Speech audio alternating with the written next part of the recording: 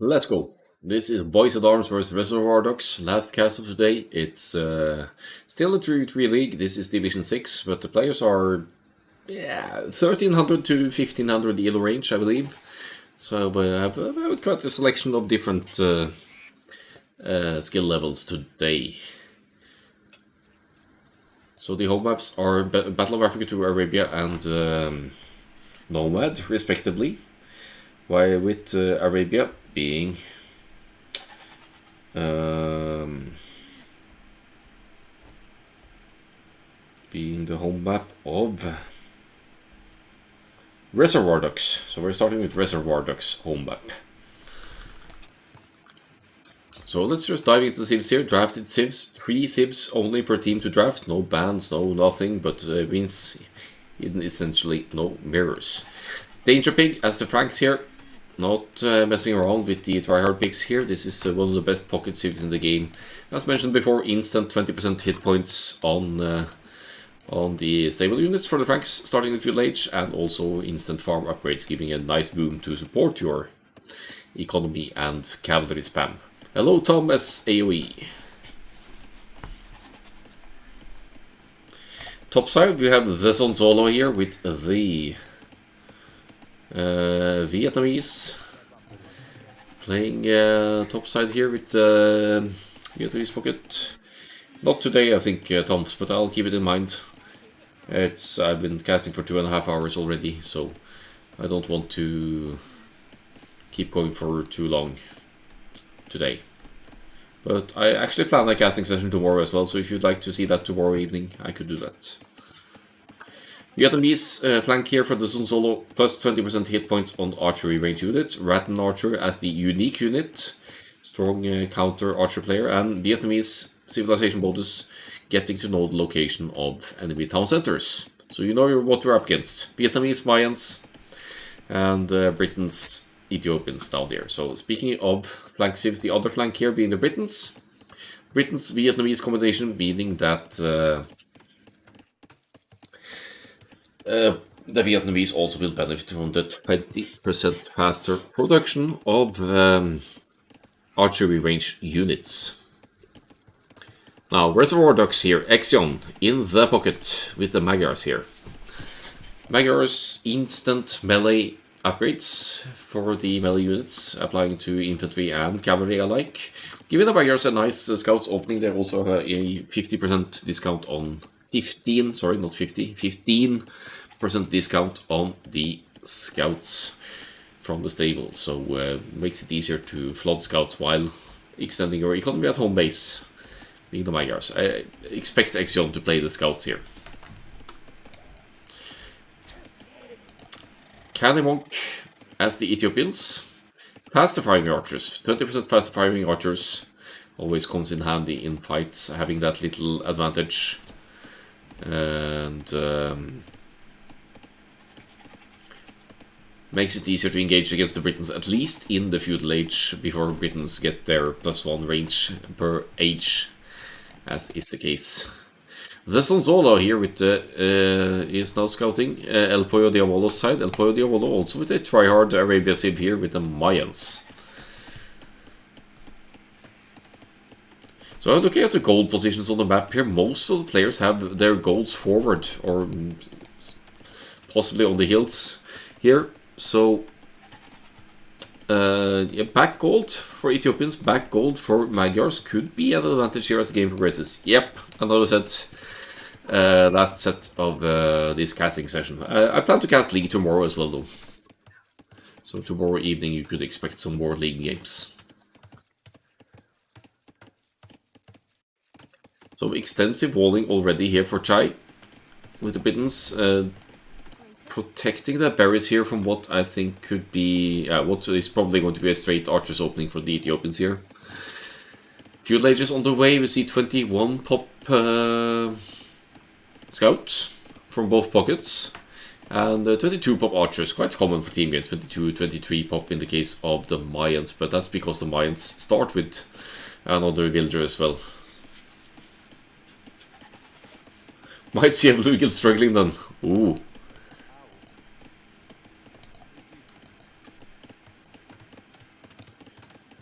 Who are you playing with?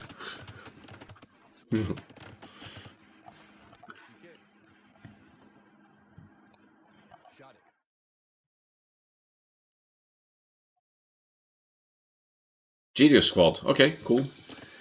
I could keep it in mind for tomorrow.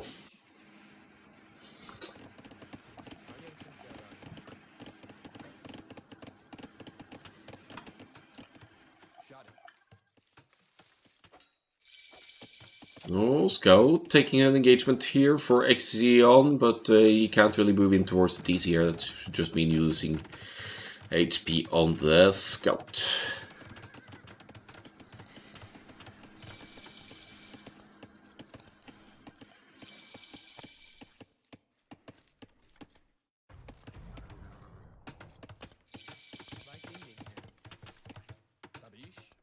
El Diavolo actually opening with the men-at-arms from the Mayans here. At least I assume that's the case, because we have 3 militia here in the queue and there's gold and food in the bank. Men-at-arms on the way. That's not too common in team games to see the men-at-arms. They are popping in here, maybe catching Zonzola a little bit off guard here. Berries, semi-exposed here. It's actually joined by Exion here to pull the Zonzola off Berries. On the south side, we have Candy Monk's starting scout here, and Chai also with the men-at-arms opening by the looks of it. So not unheard of, but also not too common in team games to see the men-at-arms, because straight archers could be is just all that more powerful to get joined together by the pocket in these matchups. Because if you can get to scouts and archers production early on, that is potential very strong 2-1 setup. Then you can't go into skirmishers to defend, because the scouts will easily kill the skirmishers, and you also can't just rely on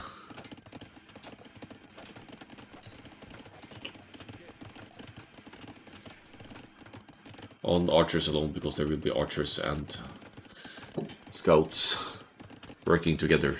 So you send the scouts in front of the archers, so that the archers will have to either focus to fire the scouts or shoot above the scouts to hit the opponent's archers. But then then your own archers will be subject to attack. Men-at-arms are in here, but Zonzolo still reacting nicely here.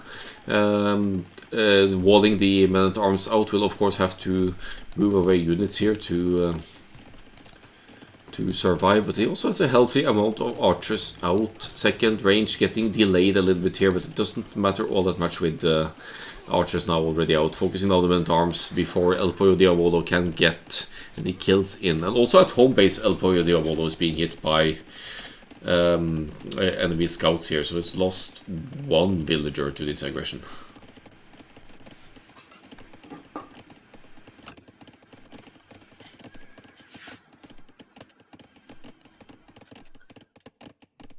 Yeah, some extensive walling going on here, and Exion, but I believe Exion is... I think Reservoir Ducks are decent arena players as well, so maybe it's just they like to play it safe and boom and get the walls up. But it's obviously going to... This kind of wood investment into palisades, there are 3 wood apiece and houses as well, so even if it secures your economy, it's going to affect your farming rate, potentially. You're spending wood on other things. But I mean, if you can get the full walls up, this is really greedy, but if you can get the walls up, you won't be subject to raids from the enemy, so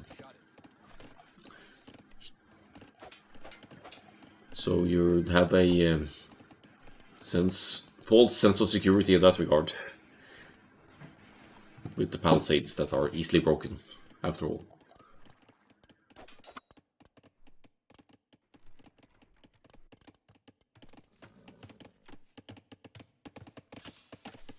Blacksmith coming up for the Franks here, missing the gold, but has the food to go to the next age here.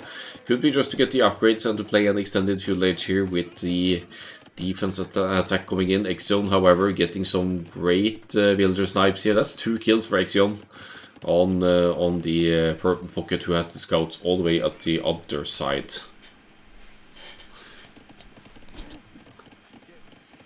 You don't often see skirmishers in team games because there will always be scouts to punish that from the opponent, but Danger Pig isn't here to help out currently, so the Sonzolo has to be extra careful here trying to engage. He'll need to try to focus the archers and scouts to the best of his ability, but this is essentially a 2 versus 1 here, and Sonzolo is going to lose some numbers to this combination of units since he doesn't have his pockets scouts to support, and that's because Exion is here counter-raiding, exploiting the fact that Danger Pig is playing it very openly here. Only one woodland that is secured. The berries not playing into the Frank's benefit here since it's been pulled off these berries. Danger Pig actually has lost 3 villagers so far, trying for spearman defense here, but with 6 scouts and that Magyar's instant attack as well makes spear defense a little bit awkward. Alright, see you around, Blue Gill.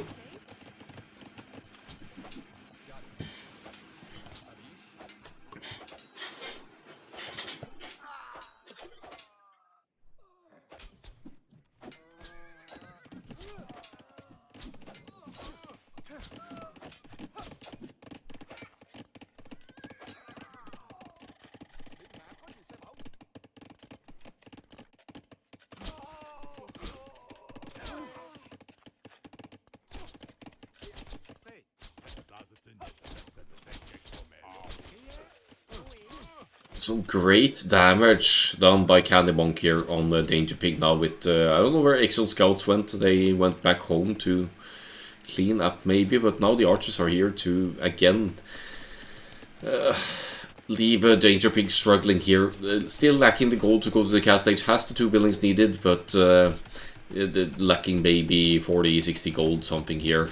No, yeah, defense is in for the scouts, but there are only 3 scouts of Danger Pig. They're pulling back home, and the defensive tower being forced here. It's happening a little bit too late here. The archers will get another fantastic engagement, and they are faster firing Ethiopians archers as well. It makes it all that more easier to snipe villagers. Good save, though, I have to say, from Danger Pig. 2 very weak villagers here. They're pulling away, and he might... Oh, that was a misclick. I think he meant to go further. Oh, they're so weak, the blue teal player here. If he sees those weak villagers, it's going to...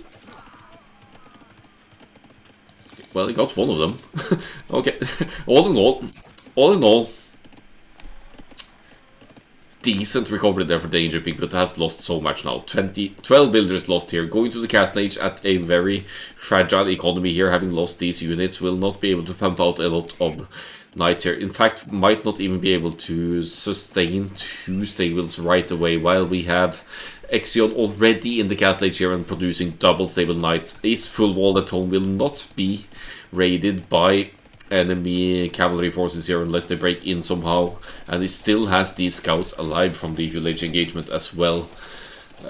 Looking very good for Reservoir Ducks here. They are almost tied in builder count, but that's because Boys of Arms still have yet to get to the castle age, while Reservoir Ducks are with the pocket already in the castle age and with a healthy military lead here behind all this. Second TC not being brushed up exactly by Exion, but it's going to complete here on the main gold and further allow for economy extension and capitalizing on that lead that is already in effect here.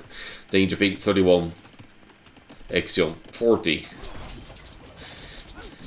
And as if that wasn't enough, Reservoir Ducks are also breaking through on the Vietnamese home base here with Knights with +2 attack joining in here just as Castnage is about to kick in for the Vietnamese here. Only 11 archers to benefit from the crossbow upgrade, but caught off guard here by a couple of stray Knights as well. So Exion is going to clean up the few archers that are left for the Zonzolo as well before that Castnage can kick in. Wow. Fantastic engagement there from Exion.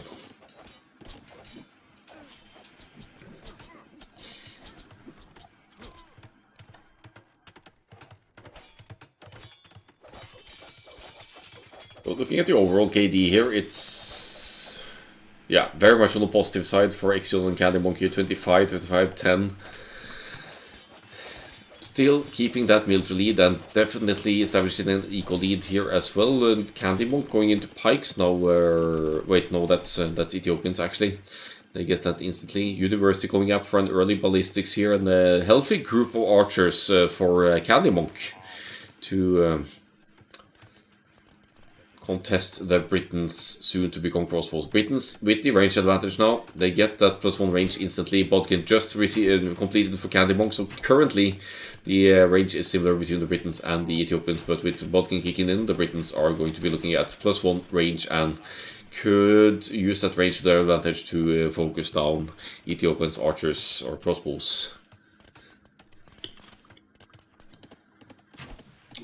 Oh, good spot by El Pollo Diavolo here, seeing that random wood line in the middle here from the Zonzolo. It's not exactly safe, it's right next to the blue base. That's probably just trying to hide them away here. No ballistics for Mayans just yet for El Pollo Diavolo, but still getting some juicy kills in there and taking red off one of the wood lines. Fourth range coming up here for the Zonzolo, trying to remass the numbers here, but as you can see, crossbow Bodkin kicking in just now, and very few crossbows to benefit from that.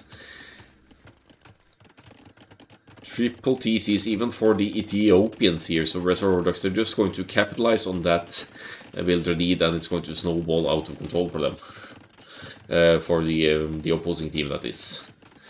The eco difference between the pockets, it's huge. It's 37 builders to 60 now for Exion, who is only on 2 CCs, but Danger Pig is still only on 1. You see the TC going up on wood and stone here, so there's long-term planning for some cheap Frank's castles here to try and stabilize. Main objective being to mass up the knights and match the upgrades of the Magyars here as well. It's still missing that +2 defense, which is going to be of concern when fighting against ranged units like the crossbows out on the field here.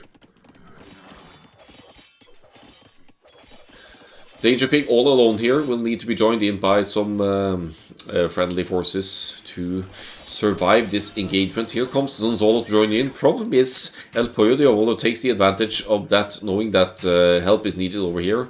El Pollo Diavolo is free to raid with the crossbow masses here and yet again obstruct the Zonzolo's economy.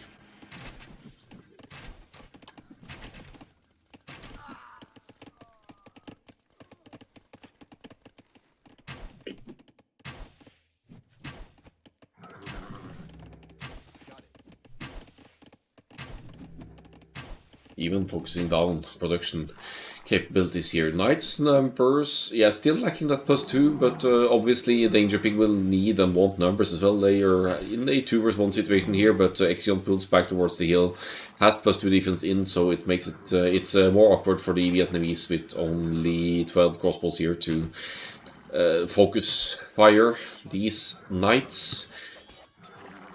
Especially lacking ballistics as well doesn't make it easier to hit moving targets like the knights here. Double stable, consistent production from Exion here.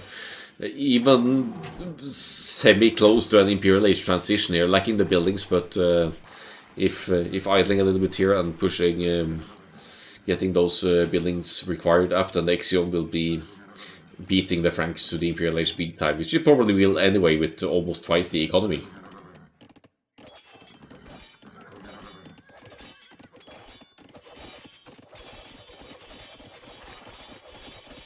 I see some teal dots all around here. Candy Monk, just small groups of crossbows around the base here to idle lots of economy from Chai, who is admittedly with 3 TCs up, makes it hard for the crossbows to deal proper damage, but Candy Monk still finding the openings here to raid exposed economy, and yeah, some tower defense here from Chai as well will keep the crossbows from doing too much damage here, but still losing some builders as the Zonzolo yet again is exposed to raids and an unfortunate 2 vs 1 scenario here, with the teammates' armies way off close to enemy base.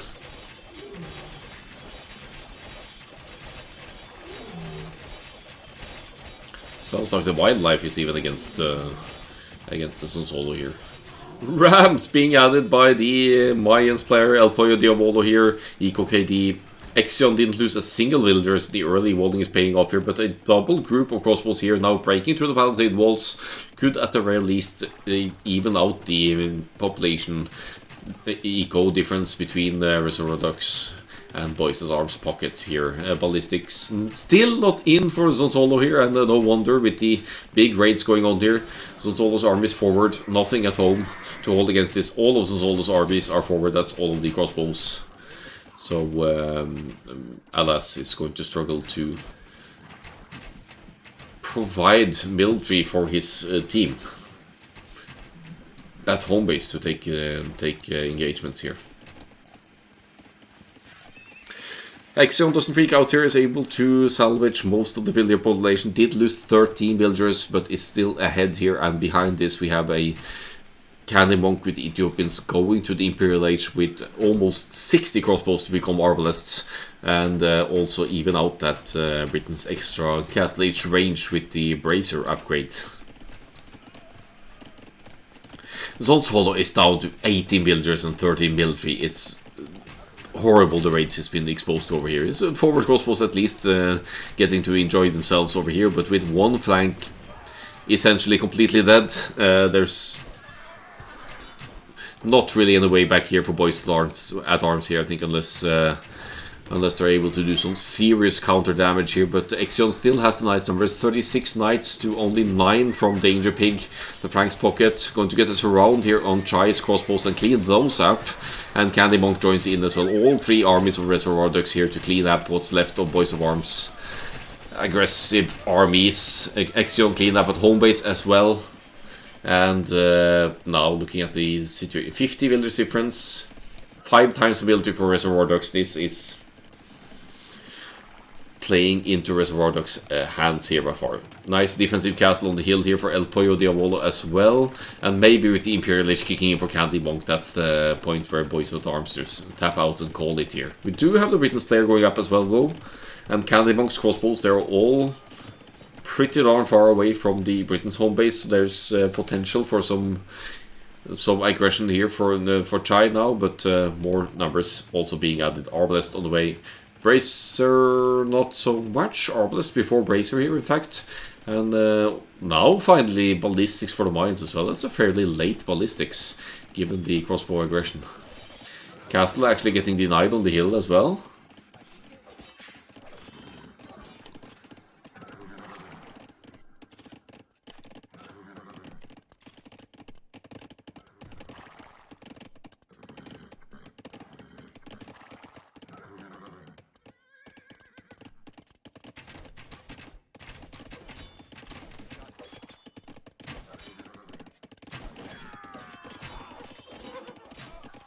A little surround for Danger Pig here, actually keeping mines at their tiptoes here, but Imperial Age is on the way, so once Bracer and Arbalest is in place for the mines, Thambring on the way as we can see as well, then Castle Age Knights, they won't have much of a say in anything. They are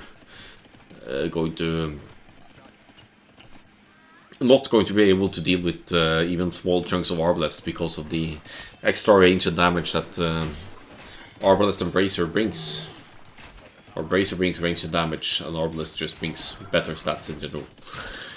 Now the Frank's pocket is about to take a beating again. The Reservoir Ducks, they know that they won't need to hit red for a while yet. I don't know what the 25 taunt is. But it's probably an indication that things aren't looking very pretty for the Franks. Player here, trying for a defensive castle on the main stone. Also scrambling up a TC here on the woodline next to the castle. So still has the defensive fortifications decently in place here. The problem here is the overall military number of Reservoir Ducks is almost 3 times the size of Bois at Arms. So Reservoir Ducks will be taking the first win here. Team I know well from League of Empires, by the way. They played all 4 or 5 seasons even in the League of Empires. So they were usually in the same division as myself, my team. Convincing win here on Arabia, but it's also their home map, Reservoir Ducks.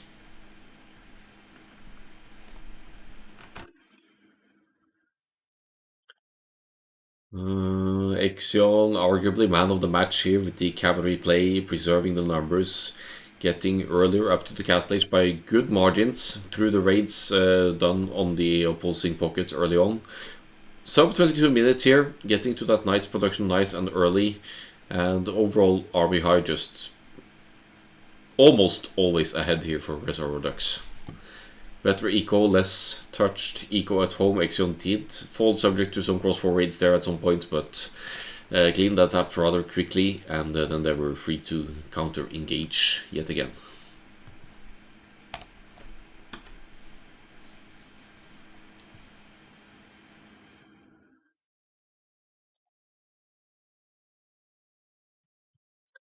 Alright, let's move into the last game of today. That is going to be on Nomad.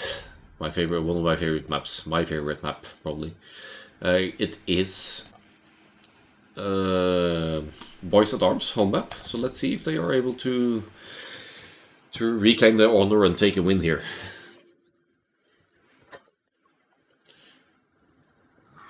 Let's give Danger Pig the orange for clarity of or distinction between the teams here. It stays at 1-0 for Reservoir Ducks here, so good to see the score is carrying on here. Teams have drafted 3 civilizations each, no bans, but whoever has the home map gets to decide whether to pick for Civ first or second, so secure 1 or 2 Civs. They're already flaring locations here. There's no restrictions as to repicking Civs, so you could still play the same civilizations as the previous game. But here we have a refreshing switch up of civilizations, none of the same civilizations as the previous one. So, Zone Solo with the Lithuanians, docking immediately here. Being the Lithuanians, you start with 150 extra food, so once your TC is up, you can start collecting food and focus on that for an extended period, since you won't be struggling for food immediately. And since docking villagers can collect shorefish as well, that even brings in another bit of food that allows you to send maybe 6 or 7 villagers to wood just to get your fishing ship eco started. You could have a very nice fish boom with Lithuanians because of that. Danger Pig with the Malians, another try-hard nomad civ. Malians save wood for each and every building they place, so they can dock, TC, and build a house and afford a fishing ship immediately, as we'll see here once this dock completes. Danger Pig will queue a fishing ship. Chai with the Italians is going to have cheaper fishing ships. There's a dock in the middle, there's a pond in the middle here, but there's literally only one deep fish here, so I hope neither of the teams dock in the middle here. It's just not going to be worthwhile, even if it's safe. You could fish trap in the very late game maybe, but yeah. So Italians cheaper fishing ships, 15% discount on the fishing ships, and also lots of bonuses applying to naval play. And we have the Nomad bug. Oh, that's an anticlimactic ending, I'm afraid. The addition of...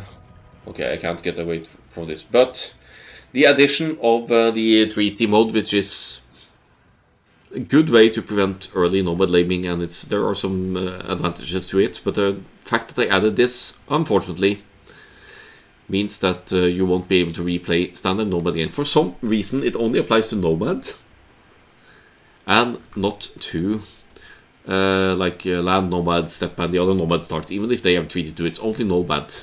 So I need to get my hands on a map script for Nomad that doesn't have treaty, so that we can actually replay games. With that said though, let me mention that Bois at Arms did in fact manage to win their home map, and the set ended with a 1-1. I'm sorry we don't get to see it. It's a bit of an anticlimactic ending to the last cast of today, but yeah, that's the way it is.